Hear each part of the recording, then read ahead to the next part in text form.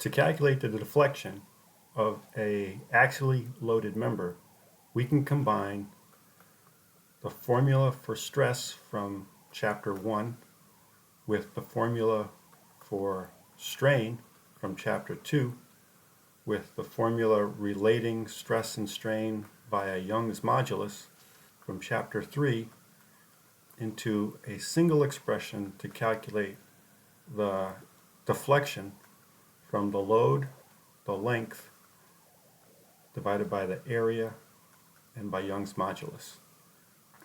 So for example, if we have a simple axially loaded member, let's give it a load of P equals 25 kilonewtons, and for equilibrium we need the same here. Let's give it a length of 1 meter, a diameter of 15 millimeters, and let's say that it's aluminum, which has a Young's modulus of 68 gigapascals. We can calculate that elongation, delta equals 25 times 10 to the 3 newtons times 1 meter divided by pi over 4, 0.015 meters squared times 68 times 10 to the 9 pascals. And when you plug that into your calculator, you get 2.08 times 10 to the minus 3 meters, which equals 2.08 millimeters. Super simple. Things get interesting when any of these four parameters change. So if the load in the member changes, the length or the area or the material changes along the length of the total structure, you need to add up the components. So for example, if we were to say that we've added a 10 kilonewton load in the middle, and let's leave the 25 kilonewton load at this end. So at this end, we need to reduce this for equilibrium to 15 kilonewtons. Let's let the diameter stay 15 millimeters and the material still be aluminum for the entire length. And let's call this point B, C, and D, and let's give a length from B to C of 0.4 meters and a length from C to D of 0.6 meters.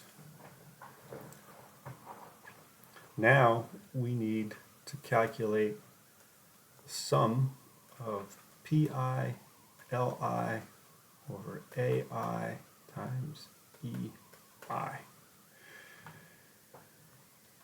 The area and the modulus of elasticity are constant for the entire length, what we've seen before, this and this. The lengths we have here, 0.4 and 0.6. The loads we need to find.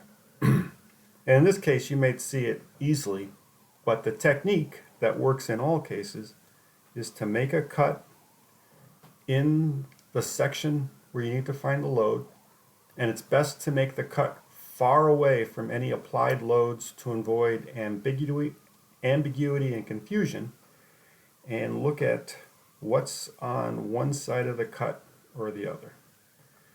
So here we still have our 25 kilonewtons, and on this side now we have the force in section BC.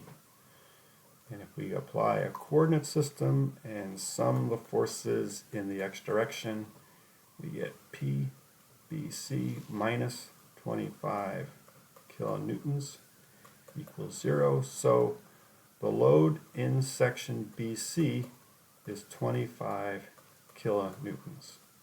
Positive, so tension. Similarly, we can make a cut here, far from the 10 kilonewton load,